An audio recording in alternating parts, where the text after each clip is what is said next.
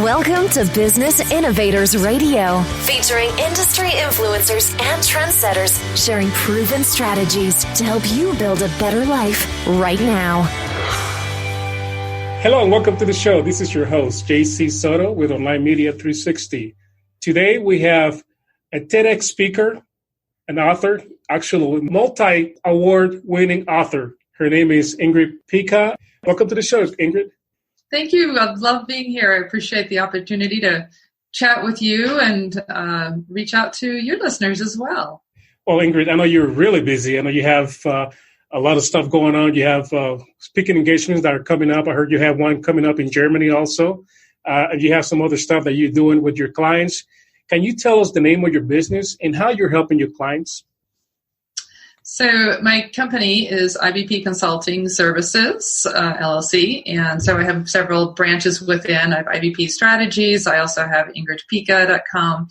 And I work mainly with the different factors. Again, it depends on who I'm working with. If I'm working with an entrepreneur, solopreneur, versus if I'm working with a corporate as a training and mediations.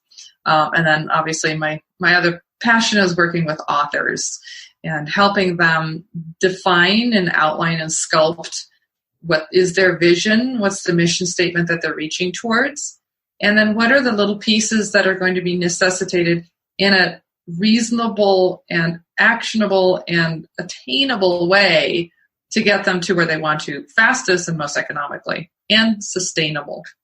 So when they come to see you, do they have a lot of resistance to the ideas that you provide? I know business owners we kind of like to, when we have an idea or own concept, we kind of like to hang on to that really tightly. Is that your experience been with some of the clients? Interestingly, it can go both ways. But for example, today I was working with an author and he has a very set idea of what his work will look like. And so now it comes a point of, how do we mold the world in a way to attract and become a magnet for what his book is looking for? In the sense that a lot of times when people come and they have an issue, let's use an example that there may be an organization that is losing clients or they don't have enough clients or they have a high level of client complaints. There may be a business that is not able to retain their employees. Generally, the first question is just the tip of that iceberg. And when we start delving in by asking more and more questions and fine-tuning the little itty pieces of that, the underlying components that are then leading to what people are thinking that they want, we have a whole new chapter of what we're going to be working on and strategizing to overcome what those obstacles were. That, like a domino effect, actually resulted in the overall what the client thought that they were coming for. So do they feel afraid when they contact you, and are they afraid to maybe look into their business and really face what's really causing the challenges that they have? Yeah, there is a certain fear component, especially when we're starting to look at reports and analyses. Most people don't take that time to survey their clientele or survey their team members or even colleagues, what's working, what's not. And so there is a definite fear of what is this going to show. And what the beautiful part of it is, a lot of times when these results come in, there's a lot of more positive than people thought there would be. It's kind of like, I did really badly at that test, and then you come back and you aced the thing in those comparatives. The best thing is when the fear is already there, but people coming in with energy and they're excited and they're motivated because they see the potential. They see where they could get to and what they want. They already have a pretty strong indication of whether it be the vision or the passion, and that's where that energy way overcomes the fear. And my job is to delve into, when there are obstacles, how do we palliate that fear and make it and flip it into that energy and the positive? Yes, you can. So there's a coaching component to the consulting that I do. Yeah. So how do you help them with the coaching component? How do you help them manage these fears and move over to the next level, to the next stage of business? Yeah, it's really pretty simple. It's just breaking it down into sizable and bite-sized components. And I do that with what I call the stop phase. and what does the organization have? What does the company have that is already a success? And if there were failures, for example, let's say you spent $5,000 on a marketing campaign and you only returned a $500 conversion out of that. Well, yeah, you may consider that as a $4,500 loss. The flip side is, what did you learn and what do you know you're not going to do again? So when we break it into then the bite-sized pieces, again, it's when we use this same example as the marketing, it may not even be such a high-ticket item as a $5,000 campaign. It could be a pay-per-click that you did that you had a $15 limit on, right? But was it the content that misfired, or was it the audience that misfired? And was it the result that wasn't strong enough? So we can at least take those pieces that you've already done and learn and build from it, and always be shifting. You can adjust. Always. It's an evolution. And even the most successful companies, look at Kodak, right? In the 70s and 80s, Kodak was the top photography. And look how it dwindled and was almost non-existent. But then they had to evolve when we had the digital age coming up and when everyone has their smartphones, but they're now taking their own photos with portrait, right? So it's an evolution, and recognizing what the changes and challenges are and who your competition is. It's like, hey, I can learn from that competition.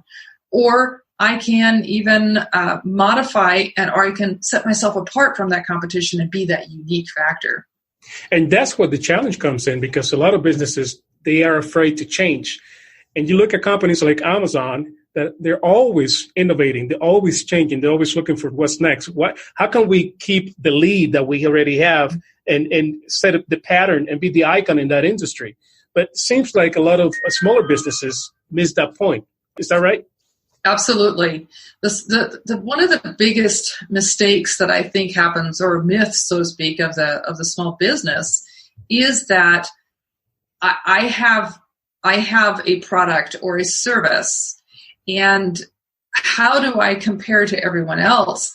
They don't think big enough, and they think short term. I need to get new clients. I need to get new clients. And so either they're passing out their business card like crazy, or they're offering new modalities for someone to come with them, but they miss the long-term picture. What they're offering right now, when it's something that attracts a client, this can be the smallest thing, and then you can slowly bring them into your core sphere and embrace that, and then you can lead them and funnel them into something bigger and something wider.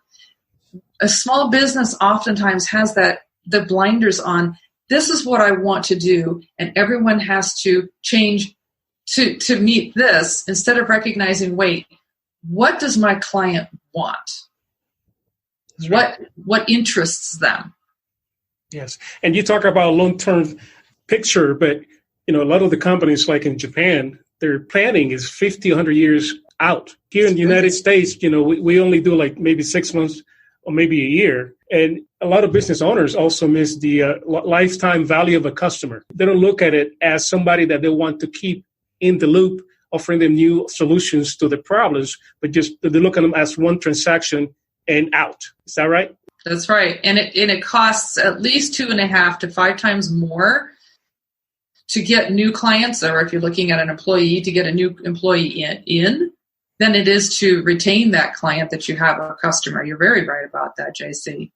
Yeah, it takes a lot more effort. And the easiest money you will ever make is somebody that's already buying from you. Yeah. That is already trusted you, already give you money one time, and you can offer them something else. A lot of times, we know like people like Gary Barnes, that people come straight back to Gary to ask for somebody that can help them solve the problem. A lot of the companies don't think that way. They just do one transaction and they move on to looking for new clients or new customers, right? Yeah. I've known people that have gone with the consumable supplies simply because they know that people will keep coming back for that versus a one-time purchase. And even if you were to have a one-time purchase, for example, let's look at some of the sectional furniture that you can get in. and you can get the little ottoman, and then you get the back, you get the right arm, and you get the left arm, and you can put it in together. That, even though it's a something that you will hold obviously for hopefully a long time, the repeated component that the company has already strategized out is adding to it. How can you build bigger and more? And that's the same perspective when we look at a customer or a client, that when we're there to help them, how can we help them further and envelope them in the warmth and the growth of what you offer to them? Because as a business, we all have our expertise. And that's that expertise that people want to draw to and take advantage of. One of my poor clients hates marketing. And when I started talking about, hey, when you hand out a business card, the purpose of this business card is not a one-time perspective. Again, we should always never just hand out a business card. That's a whole nother story. But when someone does ask for your business card, there needs to be something there that will remind them and take them that next step versus they throw that card into their drawer and never come back. How do you then regain the ability to contact that person back? Does the business card have something? Come to my website and sign up for a free white paper that shows you how to better play the guitar. And he originally just, oh my God, I that scares me. Emails and all that just scares me. Until I just simply informed him, hey, you don't have to do that. You can have some other expert take care of it for you. And immediately his tension and his pressure, I just visibly could see it, just went, I can do that. So in other words, they're visualizing themselves doing everything, having to learn all this stuff, not only the technology, because the technology, I mean, I deal with technology all the time because I have to learn all this stuff, but also the mechanical part of it, just writing the messages and making sure that you upload them and make sure that, you connect with that person that is going to be reading that message is the key. So I think exactly what you're saying is that in reality, there are people out there that are specialists in getting this stuff done. Exactly. Well, JC, you work with many of the entrepreneurs as well, and you know how easy it is for you to reach out and reach all the 9 News and other locations where we would just want to be on the news and the radio stations and which other podcasts. And you have that magical touch. You already know how to do that. Why would I need to want to do this? Like, you do that. And that's, I think, why your entrepreneurs and your business owners come to you, because you already have fielded that out and you make it easy for us. Yes. And when they contact a consultant or a coach as yourself, they come with some beliefs already, misconceptions. What are those? I think a lot of it is this the fear of I have to do everything. And some of the misconceptions also so there are 2 parts. It's like, what are they thinking that they have to do when they come to a consultant or coach? In other words, are we paying a lot of money and then I have to do everything already? Or is the consultant coach going to do everything for me and solve all of my problems, and all of a sudden my business is going to make $100,000 in the next 3 months? You have clients falling from the sky. Yes. So I was like, well, there's a combination of the 2. The job of a consultant and or a coach is there to be there alongside you and guide you and be the bumper when you have troubles, and also to give you that when there's a resource that you need as a business owner. How do we help you make it easier? What resources can we give, whether it be something that we can do for you or someone that we can refer to for you? What can we do to make your job easier so that you can go towards that, whatever the next revenue benchmark is you're looking for, whether it's $100K, $100 million, $100, it's variable. Yeah, we become the resource. Either ourselves or we find resource outside that we can send them to. Exactly. Yeah. Exactly. Now, I know you were real busy. I know also some of your events coming up.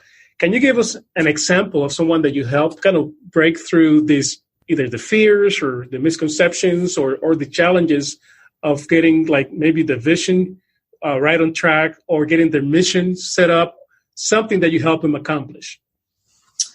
Well, I can use an example of one organization. It was a company, and they produced a very high-end energy unit.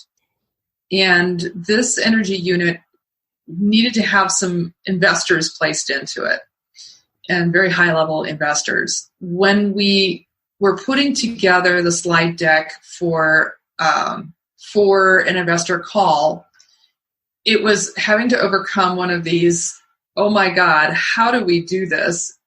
And they have to know everything all at once, and I don't know how to put it all together, until it was a moment of like, okay, wait, talk them down. Let's translate this into what the investor is needing to hear so that they want to embrace the opportunity. And flipping the perspective, it's not about us, it's always about them. Those are the messaging. And it's a messaging of how to reach to your client, how to reach to a larger market, how to overcome your own fears and fine-tune what is the true vision. And even something as simple as what are your services? When I was working with a real estate agent, actually it wasn't a real estate, it was a financier, so for financial of mortgage loan. The mortgage loan officer, all she thought that she did was, well, I give loans. When we delved into it further, we realized that no, she does a lot more than that. Not only does she provide the loan, she also helps that consumer determine which loan is theirs. So she's a counselor. She helped them clean up their credits. So that's another service in and itself. She also was able to provide feedback and connect to other resources that may be needed. So just like you were saying, JC, who's a plumber, who can repaint, who can fix the electrical. And all of a sudden, this mortgage loan officer had an entire menu of services that she provided and was able to translate that into a beautiful brochure and also even blogging to message that to the prospective clients and to nurture their current ones. You know, it's amazing how frequently when you ask a business owner, what do you do? And they only tell you what they do. They don't tell you the benefits they provide to their clients, the benefits they've been providing to them for years. Mm-hmm. So they miss the opportunity to kind of position themselves as somebody that can help them, that can provide solutions. And, you know, one of the things that I do is translate that from what do you do to what do you offer? What you specialize in? What are the problems that you solve? And I think that's one of the key elements that is missing sometimes in their marketing. Like you said, you know, you take that and you translate that into something that people want to hear about. Because mortgage companies are one in the millions of them out there. You know, you can just throw a dart on the map and you find them. Yeah, right. Yeah. So how do you stand out? So that's what you said. You kind of help them stand out, how to, you know, kind of squeeze all those benefits and make them look good so people will be attracted to that, right? Yeah. And I think a lot of times people just are so lost in the maze and they're so upfront. And this is where I always share the story where when you think about an eagle that's 10,000 feet in the air, that within a second, they can scan over 3 square miles, right? And they see that little bunny running along the side. Well, how do you do that from such a distance? Well, sometimes you need to do that versus if we're down below and we don't have that overview, that's where then having a mentor or a consultant or an expert in the field help along guide you to ask you those specific questions to take you from that your own blinders and perspective and learn more about what the other opportunities or perspectives are. That's right. You got to get a different perspective. And you're in the middle of the game, in the field, it's hard to see everything. But when you're sitting in the stands, then you can spot everything else. Yeah. So you're that way. Now, give me 3 to 5 tips that my listeners can use in their business today and things that you typically find that their business owners neglect a lot. Yeah.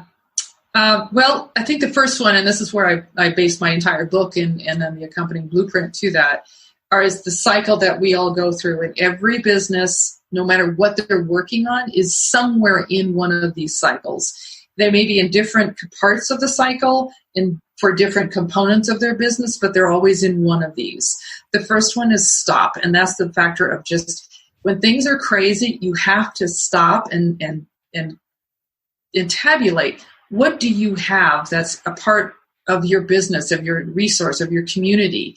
And whether it's, like I said earlier, a win, or whether it's a challenge, an obstacle, it may be what facilities do you have? What's on your website? What other marketing materials do you have?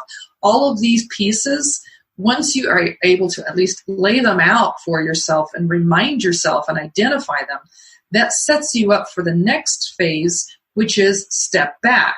Because now you have the chance to really get that eagle-eye view of all those pieces you'd laid out. You already now have established where do you want to go. That's in alignment with your mission statement. So you've got your vision that is in alignment with your vision, with your mission statement, and pulling all of your assets together into a viable step-by-step strategy so that the third step is you can grow.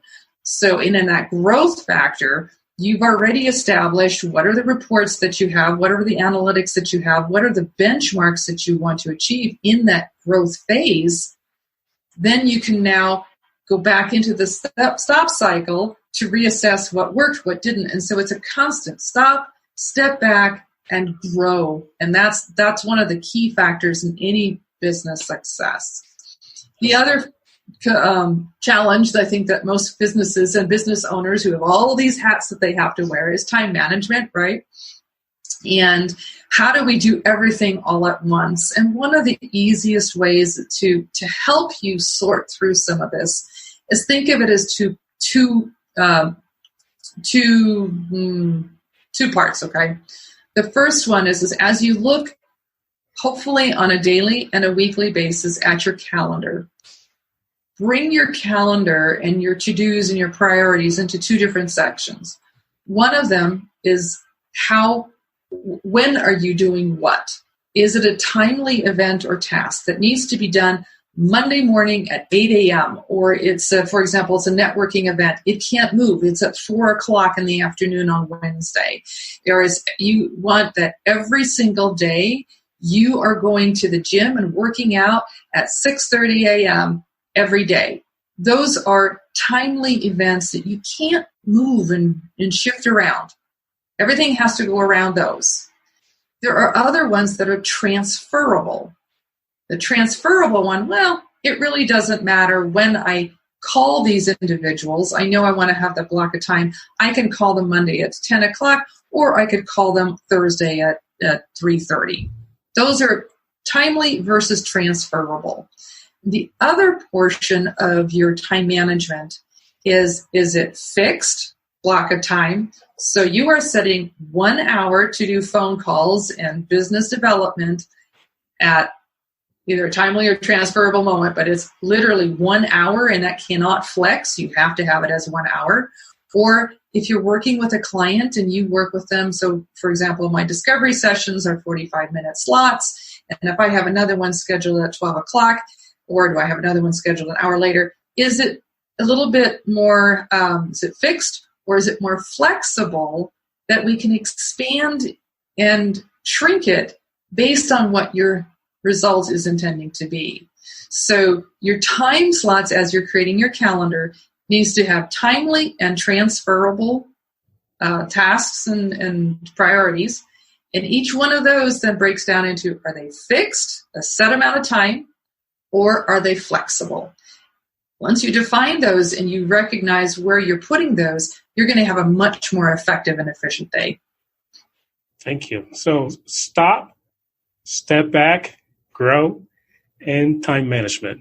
Yeah. Wow, we all need that. Those are fundamentals in every business that we need to be following. It's like you said, it's a cycle. You got to complete that 360 degrees, and you got to keep doing that continuously for your business to keep evolving and growing. Yeah. So what got you started doing this kind of work? That's a fun story. I am a veterinarian, a small animal veterinarian, and so that's part of my heart. That's part of who I am. Even when I went into veterinary school, I always had that business sense, though, and I was like, I really want to do this. And the shift actually happened. I've worked in corporate veterinary hospitals. I've worked in private veterinary hospitals. I've worked in the Taj Mahal veterinary hospitals. I've owned my own practice, and I've also worked in nonprofit. And the shift for me happened when I was in the nonprofit world. I was working with one of the state's largest nonprofit veterinary hospitals and animal health supply. We had gone through a transition, and the staff that was there was used to always being able to provide everything available, and now they were having to do a shift in their mind that, unfortunately, even a nonprofit does have a business model to it. I would see patient after patient as well, because I had a dual role. I was as a veterinarian. I was also doing the administrative management role. I was the hospital director there. I'd see a puppy and it had a little ear infection. I'd see a kitten with a torn nail or an abscess. And every once in a while I'd see them come in, and I realized, looking at the record, wait a minute, Fifi's due for vaccines and boosters. So anyway, I'd have these clients coming in with different scenarios, and their pets would need basic preventive health care, like a vaccine that can make a difference between life and death. I'd explain this to the pet owner and the family, saying, okay, I understand that we're here for an ear infection or torn nail or an abscess. We also really need to address Fifi's underlying preventive health care. This vaccine is due. This is the protocol, and this is what we would like to do. And the owners they'd get it. They say, yes, we want to do that, but Dr. Pyka, how much does that cost? Yeah. And it's like, well, normally it would be this much, but because of the donations and the grants and the subsidies, we're able to bring it, and this is all that it's going to cost you today. Yes, please. And when do I come back for the boosters? And after a while, I had several of these over and over and over, and I'm thinking, I don't understand this. And I went to the client service representative, and I asked her, help me understand this. You have the same information that I do. We all know what the protocol is to keep our pets healthy. Why is it that you're not preparing them, and when I'm coming into the room, that they're all ready to go, and they know the vaccine is basically just laying on the counter ready for me to provide? You know what the answer was? They can't afford it. So suddenly, I've got a team, they're making life and death decisions for someone else and taking them completely out of that decision-making realm. When I'm helping a dog or a cat, I'm helping that one dog or cat. When I'm changing the policies and the training and educating everyone to a higher level, all of a sudden, it's not just that one animal that I've touched. It's the limitless number of animals that all of my team has touched. And I'm helping a vast and infinite number more.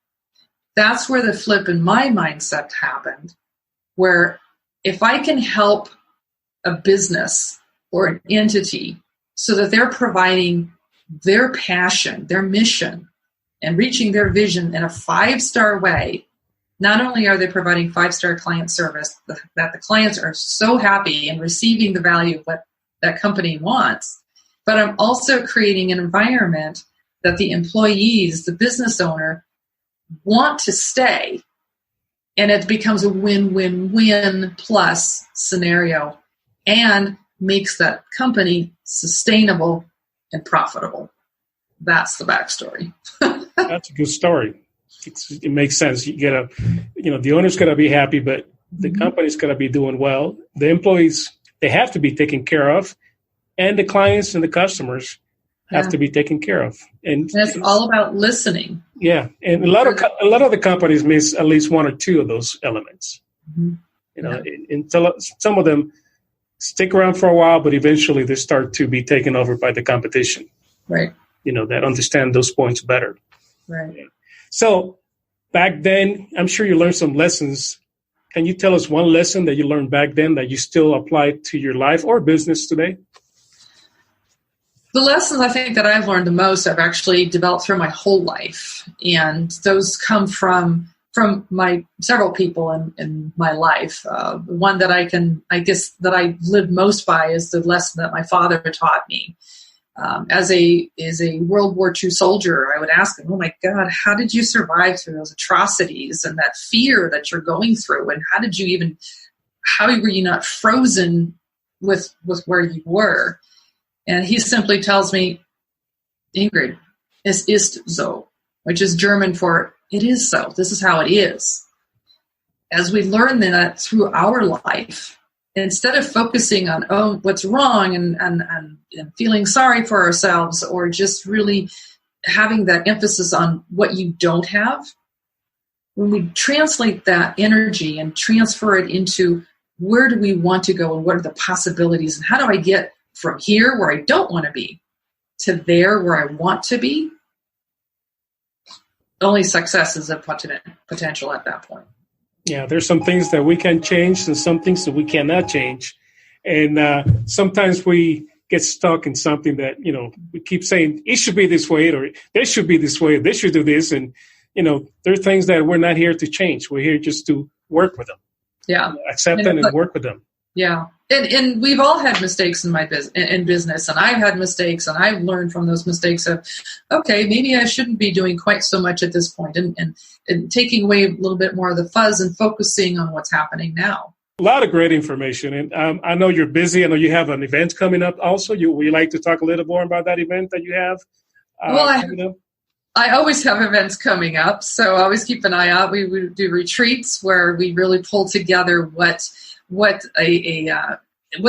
the dream, and the dream may not be something to the nature of developing a whole new business. The dream may be something smaller, as in I want a new brand, or I want a new service or a new product. So the dreams can be anything, and then building that into a piece by piece component that you can check off until you get to third part of it, launch. And so in these retreats, that's what we work on. We have prep work and we pull it together, and then we get together in an off-site location, because we always know there's always the distractions of just day-to-day life, right? That's right. And by going into an isolated location, like into the mountains, and that's what's coming up in November. There's a retreat coming up in the mountains. That'll be a 1-day. And then I've got one going up to Iceland in March for the Northern Lights to Greater Heights. That's a 3-day retreat with a 10-week online prep course before that. So there are a lot of different opportunities, always different. So check my website to see what's up next. My website is still constantly being developed and created, but www.ingridpyka.com. That's INGRID. P as in penguin, YKA.com. Any other ways that they can either maybe follow you on social media? Absolutely. Come and join me. It's always Ingrid Pyka at Facebook and LinkedIn, Twitter, Instagram, YouTube. Please subscribe to my YouTube channel. There's a 60-second best business tips coming up on that, and every week I'm releasing new best business tips. So join it. If you want to reach out to me personally, I would love to hear from you. It's Ingrid at ingridpyka.com. And we can just learn what you're doing and how I can help you and be a resource. I'd love to do that. Thank you, Ingrid. And to my listeners, all her links and her info is going to be just below the recording. Thank you, Dr. Pyka, for being with us today. And until next time, this is JC Soto with Online Media 360. Bye now. Thanks for listening to Business Innovators Radio. To hear all episodes featuring leading industry influencers and trendsetters, visit us online at businessinnovatorsradio.com today.